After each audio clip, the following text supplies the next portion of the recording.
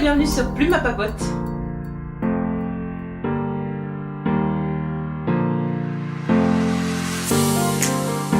On se retrouve aujourd'hui pour une vidéo un peu spéciale. Comme vous avez vu dans le titre, on va parler de zéro déchet et par où commencer. Depuis ma dernière vidéo sur ma poubelle que je vous mettrai dans le petit i ici, si je ne me trompe pas, vous avez été plusieurs à me contacter en message privé ou en commentaire pour me dire que vous aviez apprécié la vidéo, donc c'est très gentil, merci beaucoup. Mais surtout si j'avais des astuces et comment commencer le zéro déchet. Et c'est en effet souvent la question de se dire ok, j'ai envie de faire du zéro déchet, j'ai envie de réduire mes déchets, de réfléchir à ma consommation, mais par où commencer? Ben en fait par où vous voulez. Voilà, merci. La vidéo est finie. Plus sérieusement, il y a en fait 5 grands commandements pour le zéro déchet. Je ne vais pas revenir dans cette vidéo sur pourquoi il est bon de pratiquer le zéro déchet. Hein. Je pense que ma poubelle vous a bien illustré tout ça. Mais j'aimerais revenir en tout cas sur ces 5 grands commandements et vous donner quelques exemples de ce que moi je fais, de ce que vous pouvez faire si je ne le fais pas. Et vous parler, mais plutôt en fin de vidéo et en deuxième partie de vidéo, de moi par où j'ai décidé de commencer. Maintenant vous allez vite voir qu'en fait le zéro déchet c'est un espèce de cercle vertueux et qu'il faut attaquer à un moment donné, donc commencer par le point du cercle qui vous tente le plus. Le zéro déchet donc se base sur 5 grands commandements, 5 grands R en anglais parce que tous ces mots en anglais commencent par R. Donc c'est refuse, reduce, reuse, recycle and rot. Pardon. Oui, je parle anglais, mais voilà. En français, ça nous donne donc refuser, réduire, réutiliser, recycler et composter. C'est le dernier qui, en français, foire. Voilà. En fait, refuser, c'est tout simplement réfléchir à vos déchets et à vos futurs déchets, refuser vos futurs déchets. Ça peut être, par exemple, apposer sur votre boîte aux lettres un petit autocollant qui dit pas de publicité dans cette boîte aux lettres, par exemple, puisque vos publicités, vous allez les lire, certes, vous allez vous en servir, mais ça va être un usage unique. Vous allez devoir vous en débarrasser par la suite après les avoir lus. Donc en fait, refusez tout ce qui n'est pas indispensable, refusez tout ce qui est jetable. Dans la salle de bain par exemple, ça peut être arrêter avec les cotons démaquillants jetables, passer au coton démaquillant réutilisable et lavable. Il en va de même par exemple pour l'essuie-tout, arrêtez avec l'essuie-tout, prenez tout simplement des lavettes ou alors faites-vous votre propre rouleau de papier essuie-tout lavable et réutilisable. J'avais encore pensé à un autre exemple mais il ne me vient plus à l'esprit.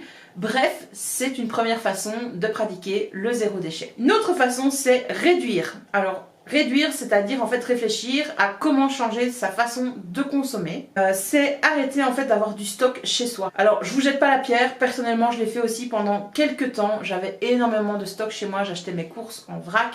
Mais plus vous achetez, plus vous avez de déchets. Ça peut être par exemple aussi, plutôt que d'acheter neuf, pensez à acheter en seconde main ou à louer un objet dont vous avez besoin ou encore à se rendre dans une donnerie et veiller à ce que votre objet ait une deuxième vie.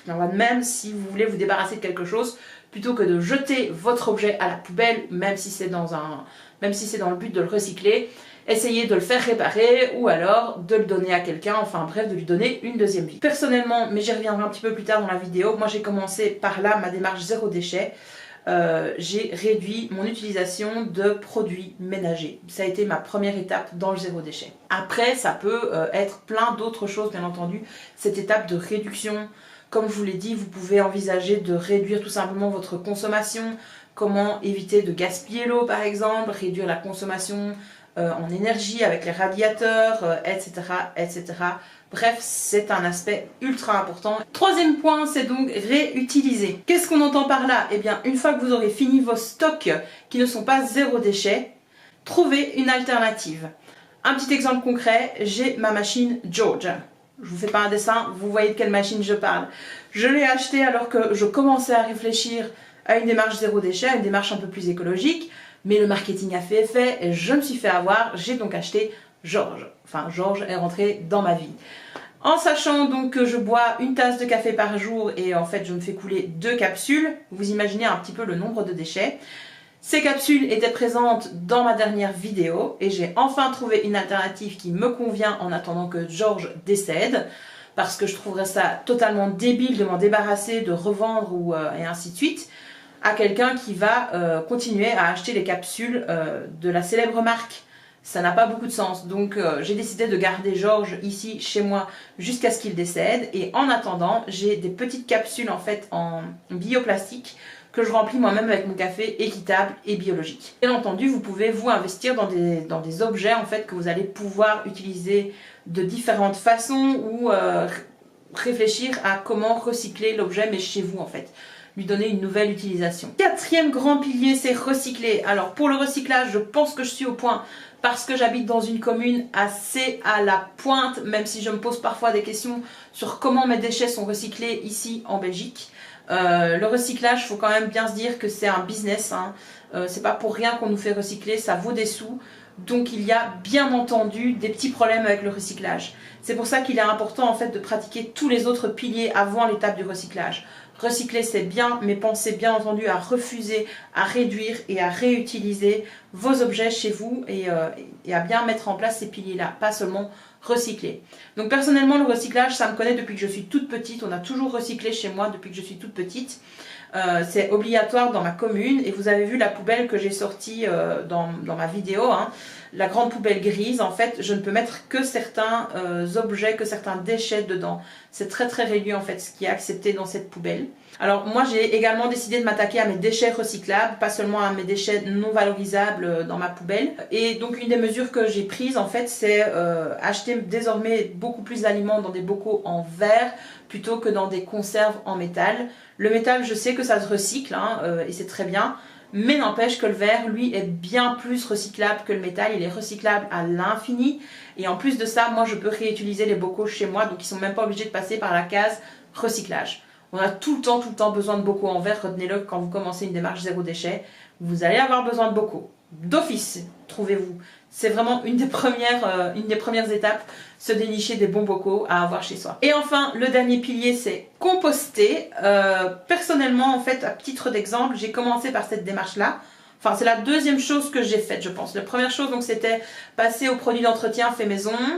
Avec ma poubelle dont je vous parlais tout à l'heure, en fait, j'ai un décompte par année du nombre de kilos de déchets que j'ai.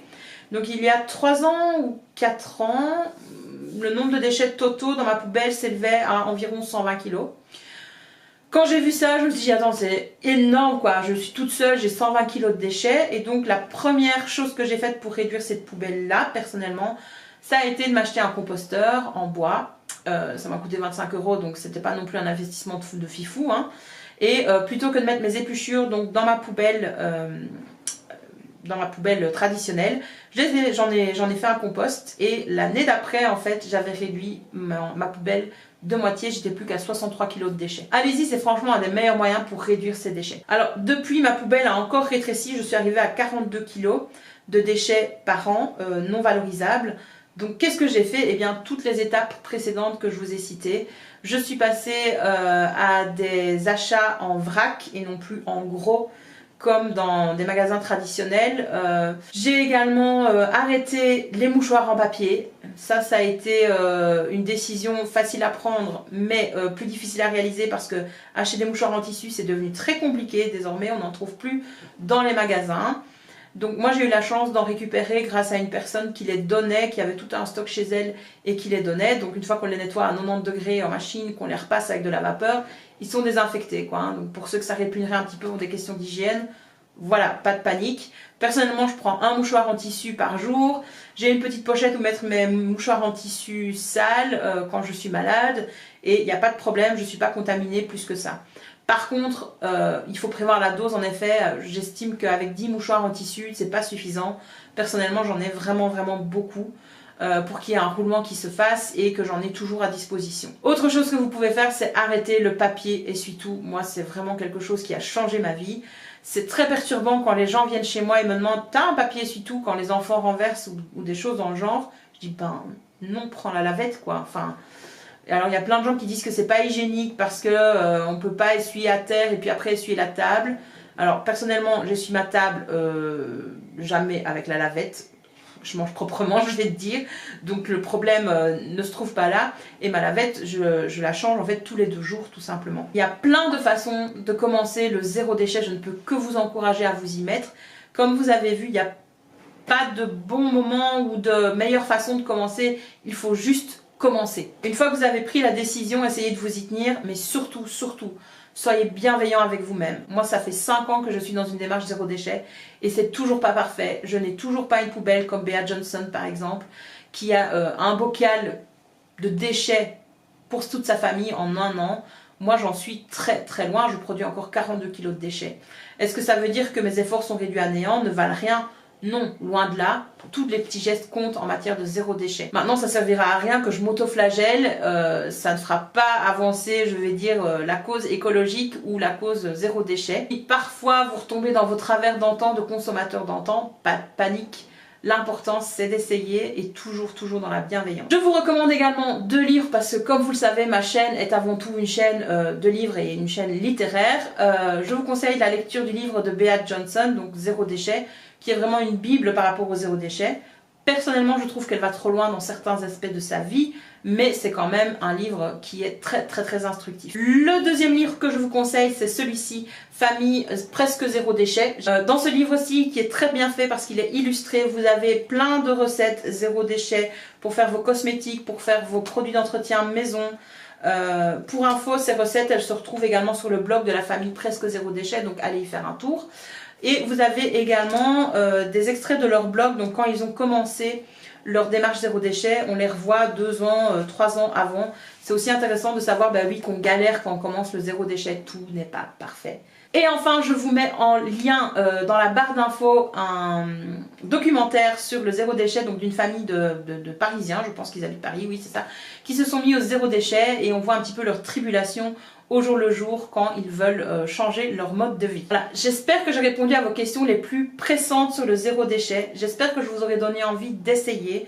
N'hésitez pas à mettre en commentaire vos questions si je n'y ai pas répondu ou à me donner des suggestions de vidéos. Sachez que j'ai très envie de continuer cette série sur ma chaîne, qu'il y aura d'autres vidéos zéro déchet. Maintenant, elle me demande un peu plus de temps, un peu plus de préparation. Vous avez vu que je lisais assez souvent mes notes pour ne pas vous dire n'importe quoi. Et donc je peux pas les filmer aussi vite que quand je fais une papote lecture par exemple, où je donne juste mon avis sans trop y réfléchir, où j'ai pas besoin de faire de longues réflexions avant. Mais ne vous inquiétez pas, les vidéos arrivent. Et si vous voulez m'encourager à aller tourner un peu plus vite, n'hésitez pas à lâcher un petit pouce vers le haut pour cette vidéo, ainsi qu'à partager. Merci d'avoir regardé la vidéo jusqu'au bout et je vous dis à la semaine prochaine. Bye bye!